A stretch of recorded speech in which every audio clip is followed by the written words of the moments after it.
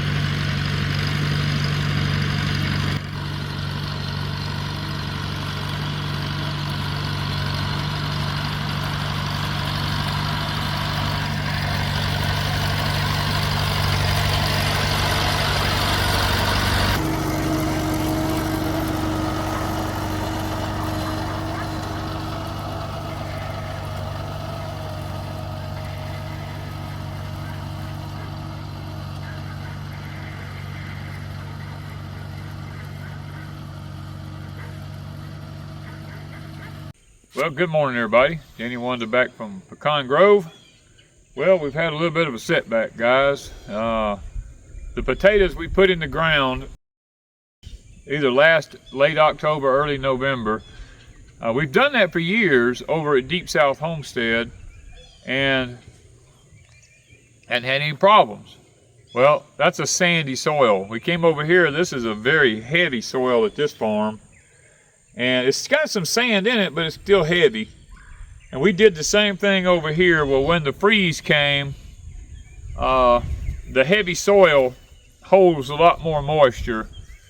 And when the ground froze and the ice spewed up out of it, well, it froze the potatoes in the ground and it rotted them. And we went back yesterday evening late, and this morning we kind of went through there. And these are what we found, just little new potatoes. Few of them. We might have got 25 maybe at the most out of the row. We'll use these in some, something, I'm sure.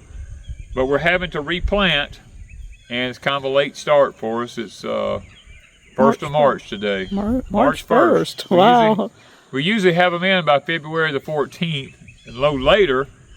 And we've had so many hard freezes this year until we haven't been able to do anything. And then this coming week it's supposed to rain and flood and be freezing cold again. So hopefully we get them in the ground. Maybe they won't rot this time. I mean, now that we have the onions here behind us, they have they've started to grow a little bit. Usually in February they're already beginning to make a bulb. Well, these aren't at that stage yet. They haven't started making the bulb yet, so they're way behind. We're into March now, 1st of March. So I'm hoping if we can just get some weather here where we can, that these will start making some bulbs. And we'll get a few, because I mean, over half of them died, which we expected that. They're getting them in that late. We expected them to die. And we're kind of happy that we got what we got, And then here behind us, we have the English peas. We planted the English peas. And then, as soon as we got the English peas in, we dropped back down to single digits again. And it bit them pretty hard. There's some yellow down next to the ground on them. It bit them pretty hard. So now we're hoping that they don't just get freezing cold on them again. Hopefully it won't get down this low. And the English peas maybe they'll go ahead and take off, because they should have been up here like this. But that hard freeze, it done a number on us this year, guys. I mean, we don't get this every year, but this year we got it pretty bad. And I say that we don't get it every year. I checked my books. The last 3 years in a row we've had this. And that's not normal for us to have it year after year after year. But I can't complain because the last couple of years we've had a nice spring, and kind of like it was when I was a kid. It's just that we haven't been used to this kind of weather for so long in our, probably 10 or 15 years it ain't been like this. And you kind of get used to that, and you get used to planting by that. And now we've dropped back to like it was when I was a kid, but now what they're telling me is that when the heat comes this year, it's going to come with a vengeance. So that's kind of got us concerned, getting a late start and then the hard heat coming in right behind it, because these are cool weather crops. The peas, the onions, the potatoes, those are all cool weather crops. I mean, there's things that fascinate me, like these rutabagas here. The rutabagas, the hard freeze in the single digits came. It snowed, covered everything up completely under snow here, and they've done come back out and started growing again. Our turnip greens way down yonder, our purple top turnips, they actually never died when the snow came. It covered them up completely. The snow melted, they came back out. They've got big old roots on them, really sweet. Some of them were starting to get a little mushy. Yeah, some of them froze, but some of them did not. I don't understand. We had a really good, I've harvested several out of there and probably can harvest some today. The greens are popping, but when the heat hits, the bugs are going to get them. The aphids come. And I'm needing to get this ground ready for and gardening. That's what's happening here. See how pretty these are? Yep. But the aphids will hit them in a week. And well, I've got to turn all this under. So what I'm probably going to do is come out here and harvest these for the rabbits. Yeah. And start feeding some to the rabbits. And flip the dirt. Flip the dirt, because I can't not do it. I know they're pretty coming back, but I have to have the garden for sweet corn and sweet potatoes and all that kind of stuff. At some point, you just got to say, you had your chance. You should have done what you need to do when you need to do it. They're never going to make rutabagas. And I don't think, I'm like what Wanda said, I don't think they'll ever make a rutabaga because they're way past their prime. And all these down here, all the greens, the greens are popping again, but you're not going to get another root. So no, I'm not getting any more root out of them. So and I need this ready for today for planting. Because this March 1st. It's March 1st, and we're planting in a week or so corn. Well, after this freeze comes next week, we're going to be putting corn in the ground, and I got to get this ready, So I can't. Guess what? Danny's going to be on a tractor today. Yeah, I can't sit back and just do nothing and go, well, they're plants, and it is hard. But when you have animals that can use them, and the rabbits love them, So we're going to be pouring them into the rabbits here for the next little while. Now here is I don't want to get rid of these. These are a couple of the potatoes that we put in the ground to grow. These were the ones we saved, and they just plowed up. So I'm going to go ahead and leave them because they made it through the hard freeze. You always want to have your, I call them a land race or whatever you want to call it. You want to have that back. Let's see if we can get this. And we lost all our fingerlings. Yes, we're going to have to reorder fingerlings, and that's really sad to us because we've had those fingerlings for years. We've always been able to save some for... Oh, there's another one of them taters. Look at that. It's starting to put on a... Oh, I got in front of my dog monitor there. I'm going to use it. I'm going to leave it.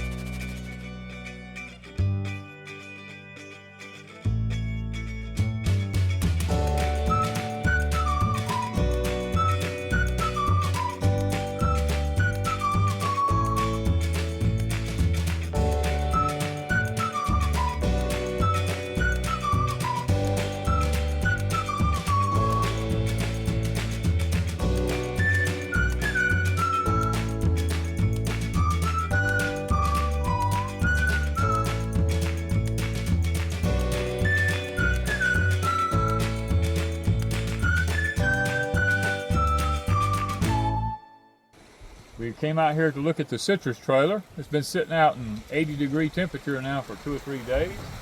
The wind's blowing like crazy. It feels good, don't it? It feels good in this warm air out here.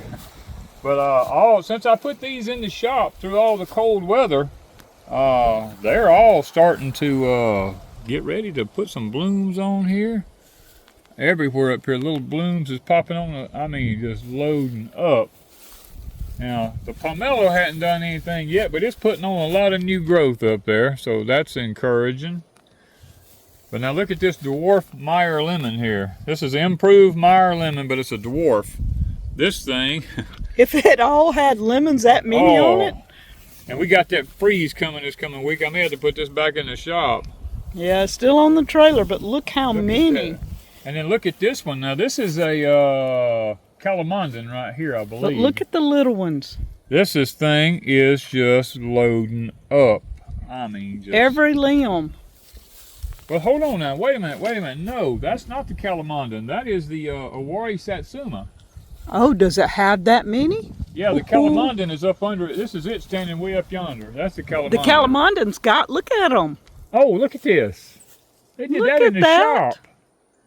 It's been in the shop. It produced in the shop. Over winter. It's got a bunch up there. Huh.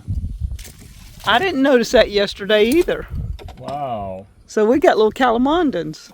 Okay. But now this is Owari, so look at it. This is the Owari. If it produces that many. Look how many's coming on this thing. We got to protect it. It's got to go back in the shop if it gets cold. Look at all up in there at them. There's just hundreds of them. Now this back here is the Arctic Freeze. It's putting on new growth all Arctic Frost, I'm sorry. You see how it's doing? It's putting the new leaves on, but I don't see any blooms yet. This one's supposed to be able to stand a little bit colder temperature. These two back ones here are Arctic Frosts. No.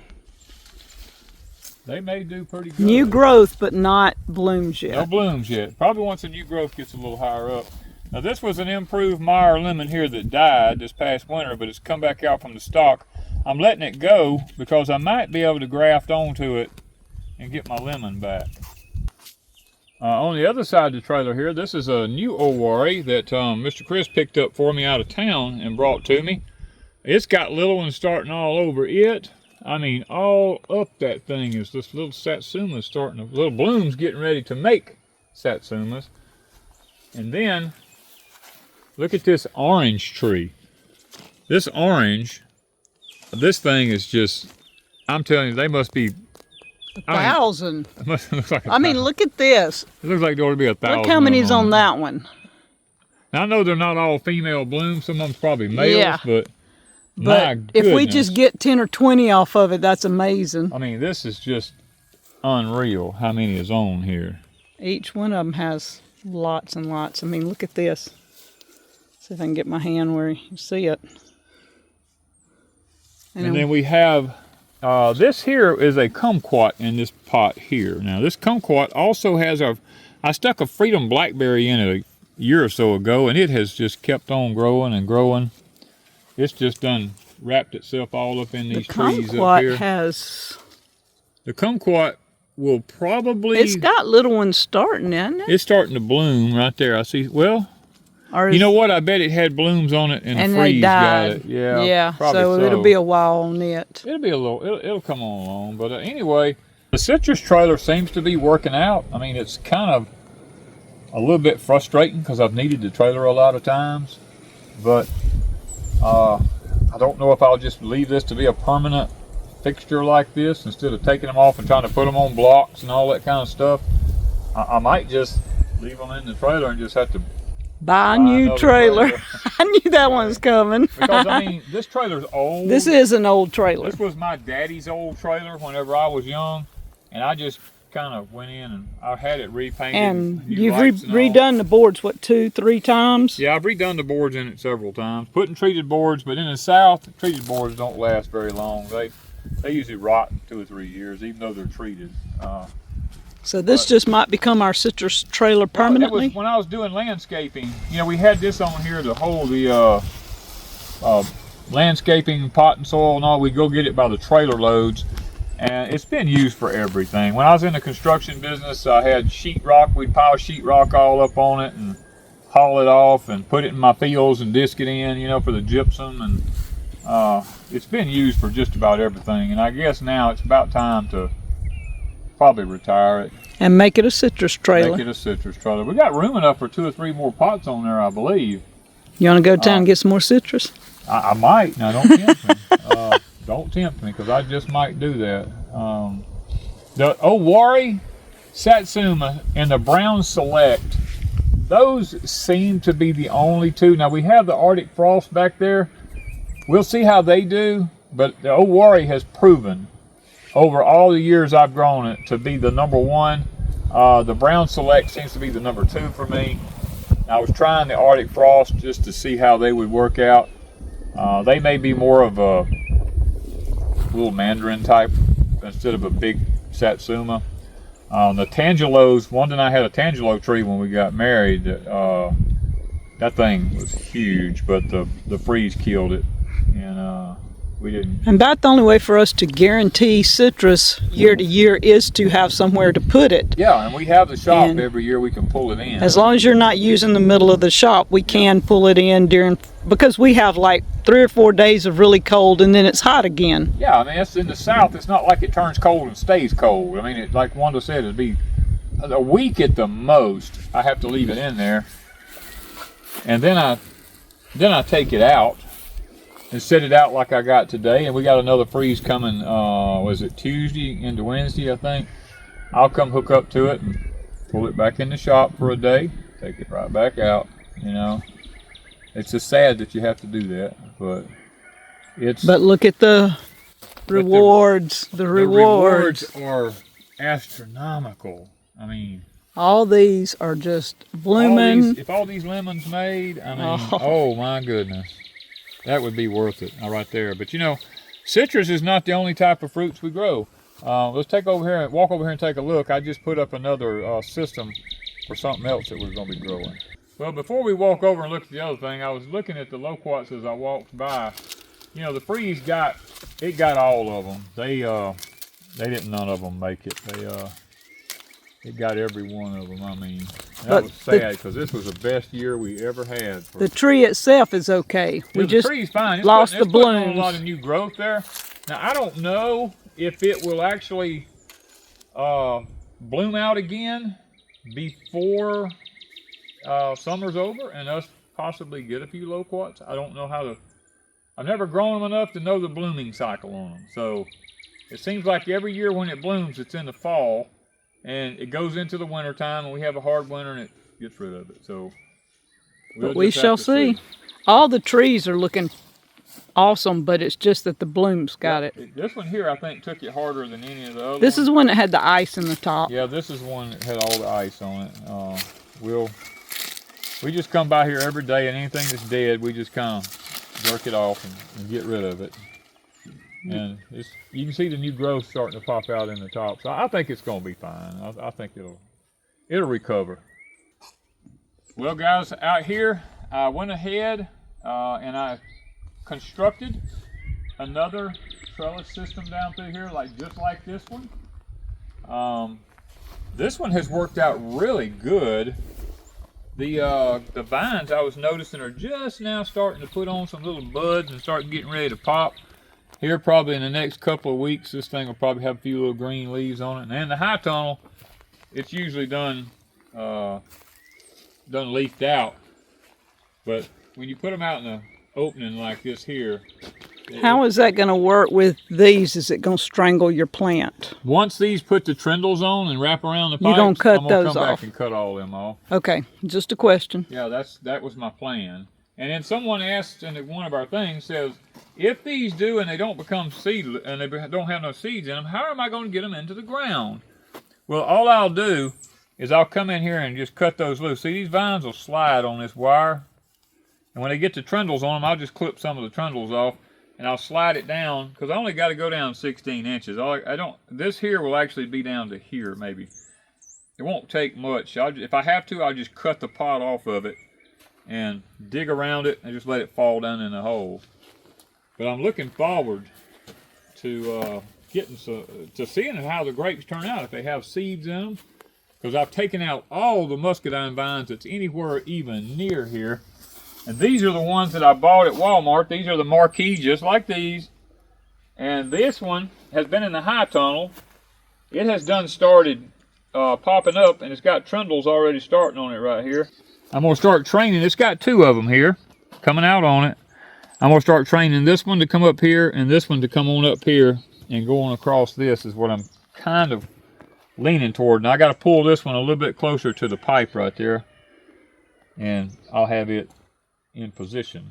I don't have a one in the middle because when we was at Walmart I only bought 2 the other day. I didn't really think about the third one needing to be in there, but I told Wanda, I said I might just let these grow all the way to the center, each one of them, and see if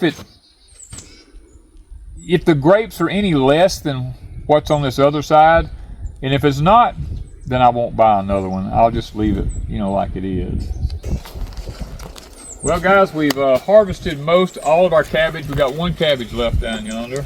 We got 3 or 4 little old cauliflowers here. This one here has a nice little head in it right there. It's really pretty. Yeah, our cauliflower we left in here, put the bucket over through the freeze. Look at this. It's got a nice little pretty head on it. I think this one here is not quite, it's starting, but it ain't quite there yet. This one will be the first one to come out. It's got the electroculture rod right there by it. So we try to keep the electroculture rods in all of our pots, but now we've pretty much harvested everything out of these except that 1 cabbage down there and these little bit right here. Clean this up. A raspberry, and the cold really knocked it back, but I see it starting to sprout new sprouts coming back up out of here, so that's encouraging. We're going to get our raspberry to come back. Now this is Wanda's lemongrass. I'm going to be taking it out of here and planting it somewhere else to try to, I'll probably divide it out and get a lot of separate starts on it so that she can get it out. This is some of the multiplying onions we had left. We always keep a couple of tubs of them going. This is a tub that really doesn't have anything in it right now. We have our comfrey in here.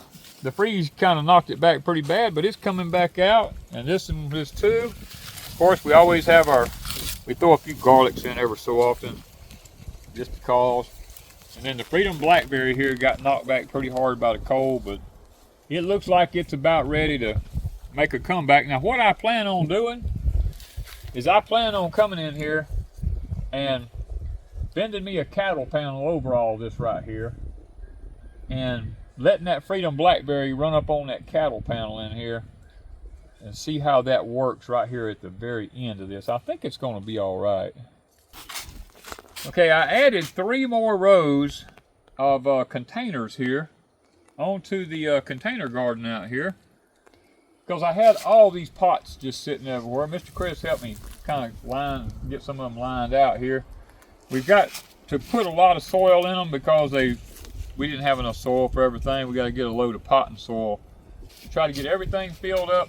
And once we get that done, then we're going to try to see if we can't come in here and start planting some stuff. Now I do have a few things. Of course, we have the multiplying onions. We always have them in a pot.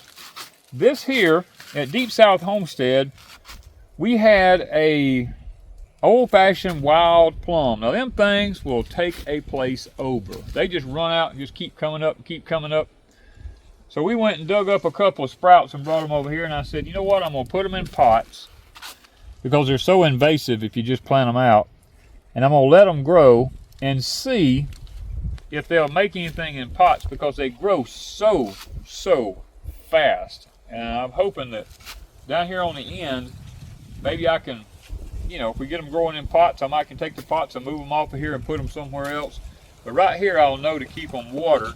And let's see, okay, back right here, these 2 right here, if I'm not mistaken, I know this one, I put peach seeds in from Mr. Jerry, and look at this. One of them's already coming up for me. So I know I'm going to have at least one of them coming up, and there's probably, I don't know, there's probably 20 or 30 peach seeds in this right here. And there's another tub here that I know they're in. I just don't remember which one of them it is. It's one of these right here. Now in these pots right here, we brought a couple of horseradishes over here from Deep South Homestead and stuck them in here to see if we can't keep them going in a pot out here, because they seem to do pretty good. There's an old one that got froze right there. Look at that.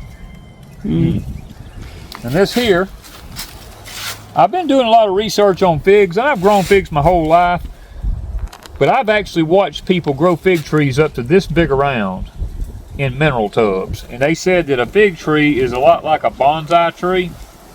It will actually grow to its environment, and it will produce abundantly. I've seen videos of these fig trees in these tubs and be just loaded up, you know, not maybe 3 or 4 feet high, and just loaded with figs. So, you know me, this was my grandfather's, what we call the grandpa fig. It's been in my family now for, goodness gracious, probably 80, 90 years, I reckon. And I've got the only ones of it left. And I'm trying to see if I can't keep one going in a pot. I have one growing over on the other side of the property over here. It's a big tree. But I wanted to start a sprout in a pot just to see if I could grow a fig tree in a pot and make it produce abundantly, because if that's the case, I can put this fig tree, if it gets up to being a nice little fig tree here, I can take the tractor and pick it up and put it on the citrus trailer, and I can take it in the barn in the wintertime, and it don't get froze and knocked back, you know, so I can bring it in and out. So these are the things that I'm trying to figure out, and I guess incorporate into mine and Wanda's. You know what I see coming? Lifestyle. What do you see? A pull-through high tunnel for citrus. Well, we just might have to make that happen somewhere.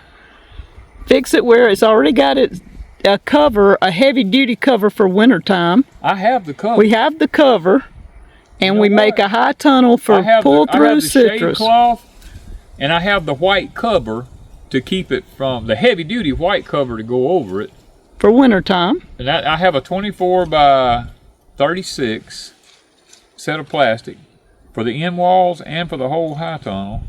You know that a pull through where you can put it on the trailer, pull them in, and any that you could sit on the sides, because it's plenty big enough you could sit all your plants on the sides, on put the banana trees and all everything in there, and it'd be a pull through for your citrus wagon could pull in, and then others like this you could take the tractor and put on the sides before you pull the citrus in. I see another high tunnel coming. That is a fantastic idea. Only one thing.